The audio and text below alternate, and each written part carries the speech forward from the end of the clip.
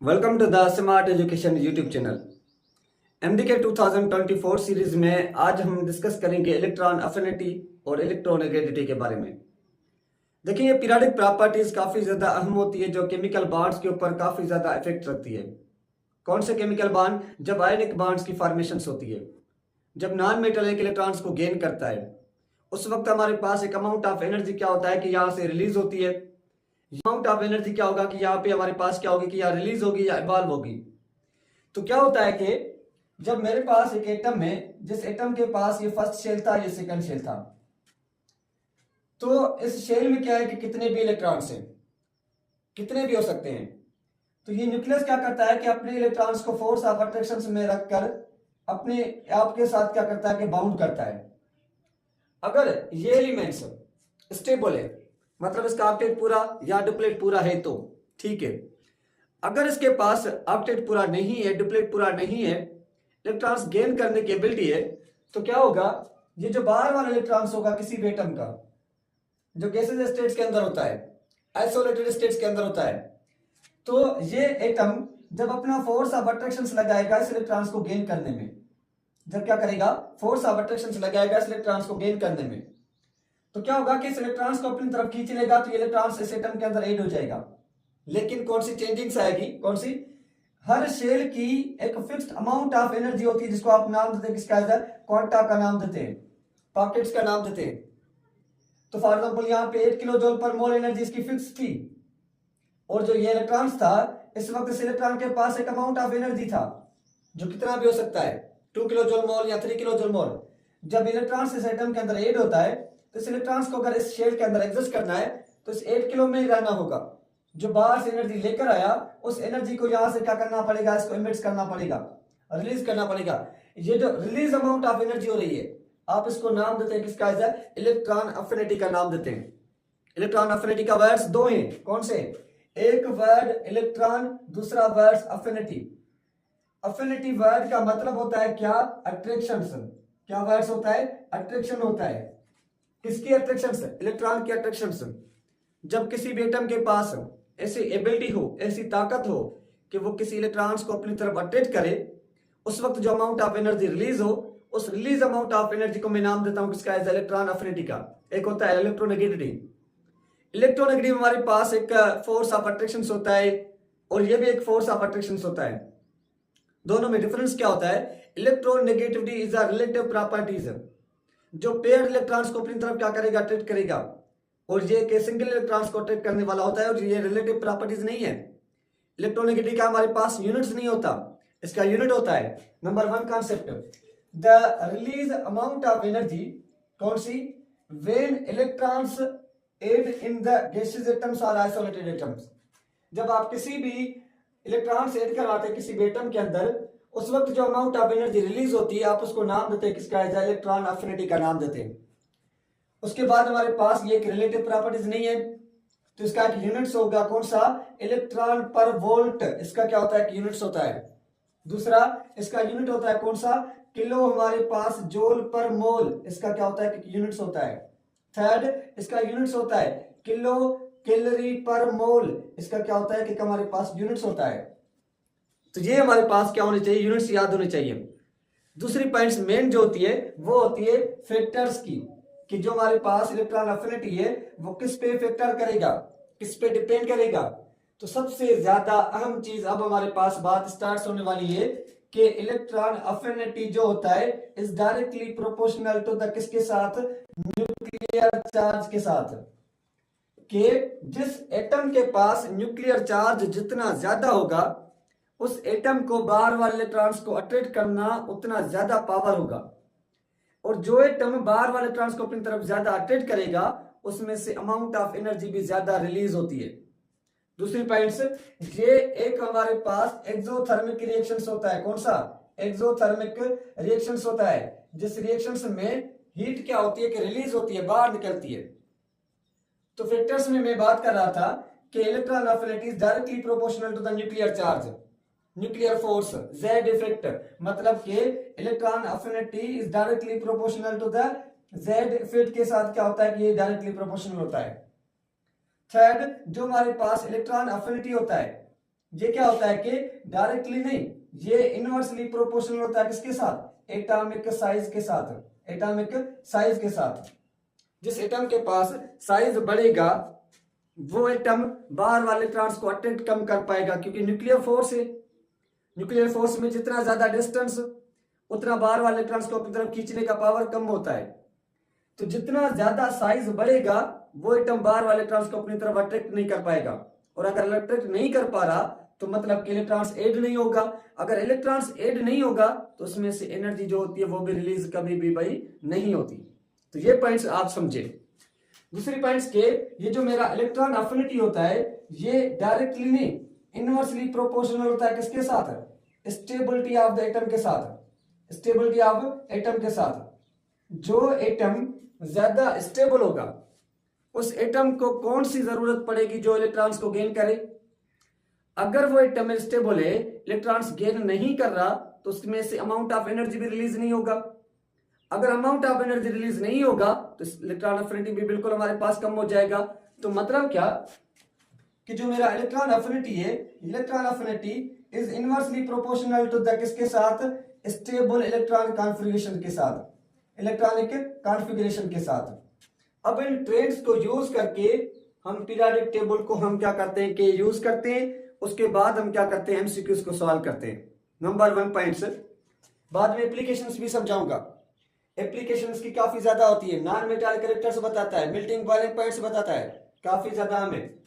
Number 1 points, periodic table में from left to right, from left to right जो हमारे पास होता है, क्या होता है कि जो हमारे पास इलेक्ट्रॉन अफिनिटी होती है, इलेक्ट्रॉन अफिनिटी ये क्या होती है कि इंक्रीज होती है, ये क्या होती है, इंक्रीज होती है। क्वेश्चन होता है ऐसा क्यों इंक्रीज हो रही है। सिंपल सा फंडा है कि ड्यू टू, आप कह सकते हैं कि ड्यू टू लेफ्ट और राइट क्या होता है कि साइज ऑफ एटम जो होता है, साइज ऑफ एटम जो होता है वो क्या होता है कि डिक्रीज हो जाता है, वो क्या होता है कि डिक्रीज होता है। जितनी साइज ऑफ एटम डिक्रीज, क्योंकि लेफ्ट और राइट पीरियड सेम होता है, लेफ्ट और राइट पीरियड सेम है, तो साइज डिक्रीज हो रही है। साइज डिक्रीज होगा तो बाहर वाले इलेक्ट्रॉन्स को एटम अपनी तरफ काफी ज्यादा अट्रैक्ट करता है।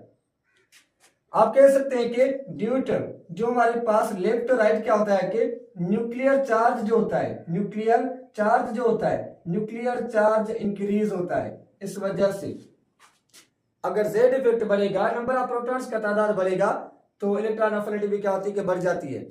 आप कह सकते हैं ड्यू टू कि लेफ्ट राइट हमारे पास क्या होता है कि शील्डिंग इफेक्ट जो हमारे पास होता है वो क्या होता है कि सेम होता है। इस वजह से इलेक्ट्रॉन अफिनिटी क्या होता है कि हमारे पास इंक्रीज होता है। जैसे कि मेरे पास लिथियम है, बेरिलियम है, बोरान है, कार्बन है, नाइट्रोजन, ऑक्सीजन, फ्लोरीन है। क्या होता है कि इसमें भी 2 शेल, इसमें भी 2 शेल, इसमें भी 2 शेल है, कार्बन में भी 2 शेल, नाइट्रोजन में भी 2 शेल, ऑक्सीजन में भी 2 शेल, फ्लोरीन में भी 2 शेल। अगर मेरे पास इलेक्ट्रॉन्स यहां पे मौजूद है, ये इलेक्ट्रॉन्स, ये इलेक्ट्रॉन्स, ये इलेक्ट्रॉन्स बाहर वाला, ये इलेक्ट्रॉन्स बाहर वाला, तो क्या होगा, लिथियम के अंदर 3 प्रोटॉन्स खींचने वाले, 4 प्रोटॉन्स खींचने वाले, 5 प्रोटॉन्स खींचने वाले, 6 प्रोटॉन्स खींचने वाले, 7 प्रोटॉन्स खींचने वाले, और यहाँ पे हमारे पास 8 प्रोटॉन्स, और ये मेरे पास 9 प्रोटॉन्स।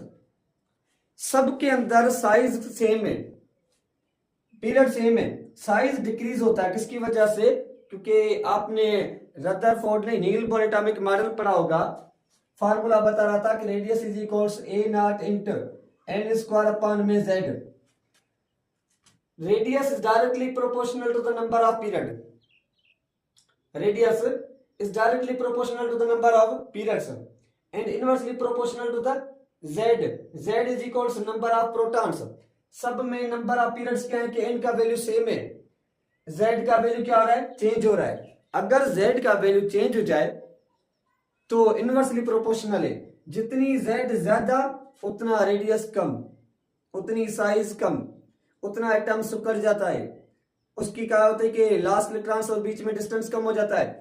जैसे जैसे हमारे पास यहाँ पे क्या हो रहा है कि नंबर ऑफ प्रोटॉन्स का तादाद बढ़ रहा है तो न्यूक्लियर फोर्स बढ़ रहा है, साइज कम हो रही है, तो फ्लोरीन की जो हमारे पास होगी वो काफी ज्यादा, लेकिन इसमें थोड़ी सी चेंजिंग्स आ जाती है नाइट्रोजन और कार्बन में। उसके बाद हमारे पास आता है ऑक्सीजन, कार्बन नाइट्रोजन में थोड़ा सारा जो बदल आता है, कौन सा?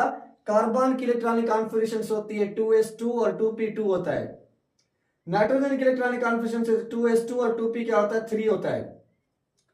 2p3 जो होता है, ये p के अंदर 3 इलेक्ट्रॉन्स मौजूद है, एक इलेक्ट्रॉन दूसरा या तीसरा, तीनों के तीनों पार्शियली फिल्ड, और पार्शियली फिल्ड वाले ऑर्बिटल्स सबसे ज्यादा स्टेबल होते हैं।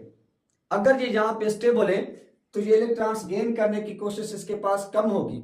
अगर गेन करने की कोशिश कम होगी तो क्या होगा कि नाइट्रोजन की कम हो जाएगी और कार्बन की बढ़ जाएगी। तो इस तरीके से हमारे पास क्या होगा कि ये ट्रेंड हो जाएगा, किसमें से? फ्रॉम लेफ्ट टू राइट से।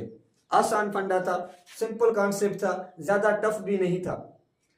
अब आते हैं from top to bottom. From top to bottom अगर हम बात करें किसकी? टॉप टू बॉटम की, तो हम कहते हैं कि फ्रॉम टॉप टू बॉटम में जो इलेक्ट्रॉन अफिनिटी होता है ये क्या होता है कि डिक्रीज होता है। ये क्या होता है? डिक्रीज होता है। किसकी वजह से?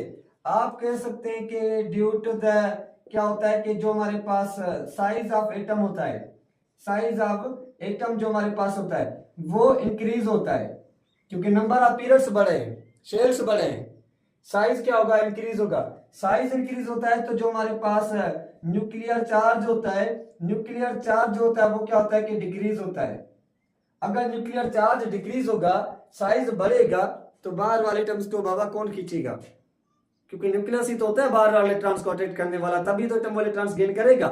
अगर वो फोर्स ही कम हो तो कैसे गेन करेगा? जैसे कि मेरे पास है लिथियम, सोडियम, उसके बाद रुबीडियम, सोडियम के बाद पोटेशियम, उसके बाद रुबीडियम, उसके बाद क्या होता है? सीजियम।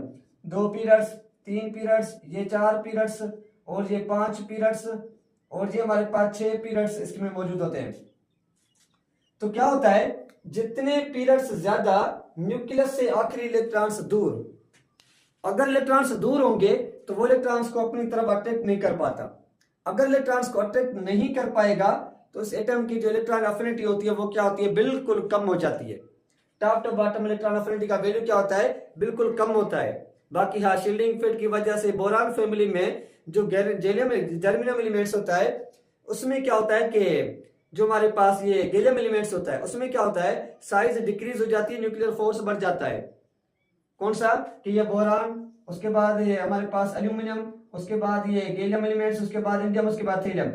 ये 2 पीरियड्स, ये 3 पीरियड्स, ये क्या होते हैं कि 4 पीरियड्स, ये क्या होते हैं? 5 पीरियड्स होते हैं। शील्डिंग फील्ड की वजह से आखिरी पीरियड से क्या करता है कि खो देता है, लॉस कर देता है, जिसकी वजह से क्या होता है कि 3 पीरियड्स, लेकिन यहाँ पे नंबर ऑफ प्रोटॉन्स का तादाद ज्यादा, जिसकी वजह से क्या होता है कि साइज में चेंजिंग्स आ जाती है, साइज गैलियम की कम हो जाती है। तो इस वजह से इसका वैल्यू क्या होगा कि चेंज हो जाएगा।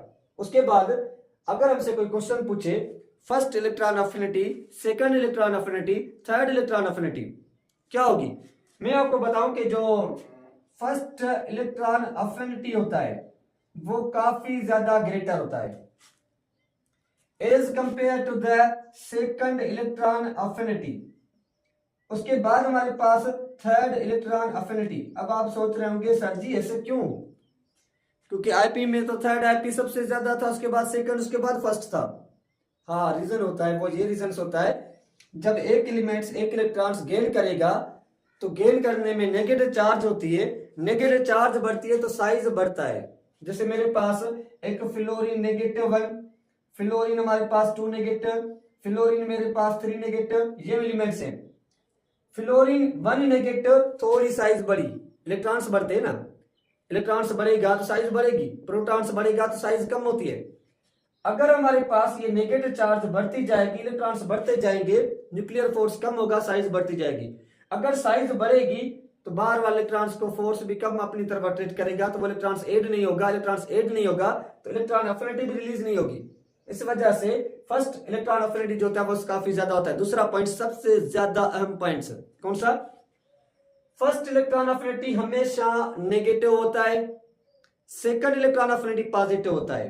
सोच रहे होंगे ऐसा क्यों? इस वजह से क्योंकि जब इन्होंने एक इलेक्ट्रॉन्स गेन किया खुशी खुशी में, तो इन्होंने इलेक्ट्रॉन्स गेन किया, एनर्जी रिलीज कर दी। सेकंड इलेक्ट्रॉन्स में कहूंगा कि आप सेकंड इलेक्ट्रॉन्स को भी गेन करें, तो ये कहेगा कि मेरे पास इतना फोर्स नहीं है जो मैं सेकंड इलेक्ट्रॉन्स को गेन करवा दूं। आप कोई ताकत लगाएं, आप कोई फोर्स लगाएं, तो इलेक्ट्रॉन्स ऐड होगा, तो उस वक्त हमें अमाउंट ऑफ एनर्जी ज्यादा देनी पड़ती है और कम रिलीज होती है।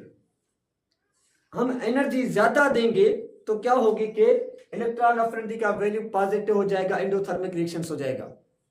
तो हमेशा याद रखना, फर्स्ट इलेक्ट्रॉन अफिनिटी जो होता है negative value, second electron affinity जो हमारे पास होता है वो होता है पॉजिटिव वैल्यू। ये चीज आप याद रखना।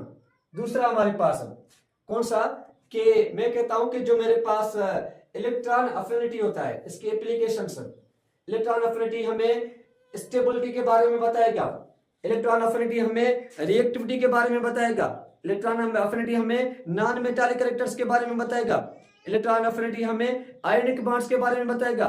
ये इसके क्या होते हैं, एप्लीकेशंस होते हैं। कौन से, number 1, electron affinity is directly proportional to the non metallic characters.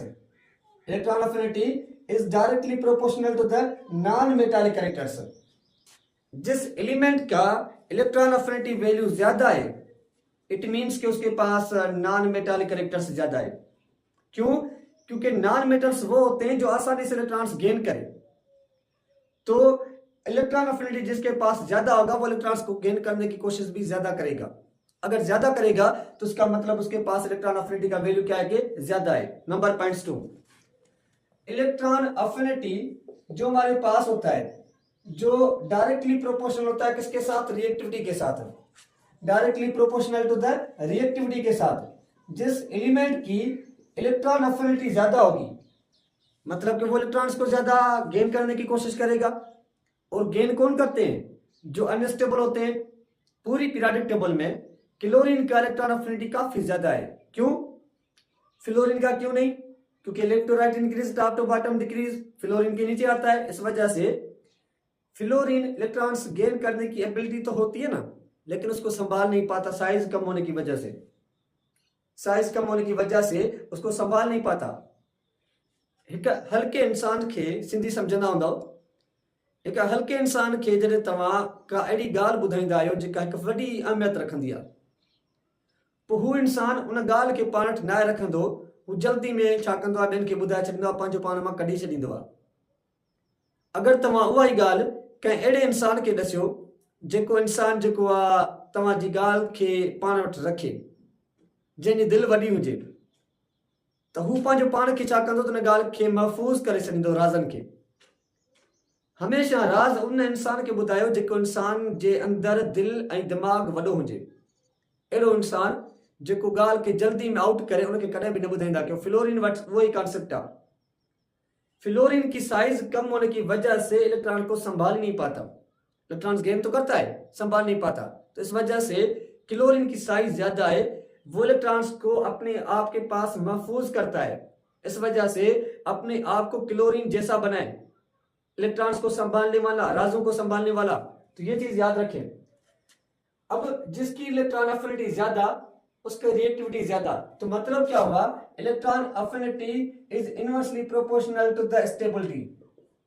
जिस एलिमेंट्स की स्टेबिलिटी ज्यादा, उस एलिमेंट्स की इलेक्ट्रॉन अफिनिटी कम, और जिसकी इलेक्ट्रॉन अफिनिटी ज्यादा उसकी स्टेबिलिटी क्या होती है कि कम होती है। तो ये कॉन्सेप्ट था इलेक्ट्रॉन अफिनिटी का, आसान में से आसान। नेक्स्ट वीडियो में हम डिस्कस करेंगे इलेक्ट्रोनेगेटिविटी के बारे में। उसके बाद कोई भी और चैप्टर्स हम डिस्कस करेंगे जो सबसे ज्यादा टफ होगा, उस चैप्टर को स्टार्ट करेंगे।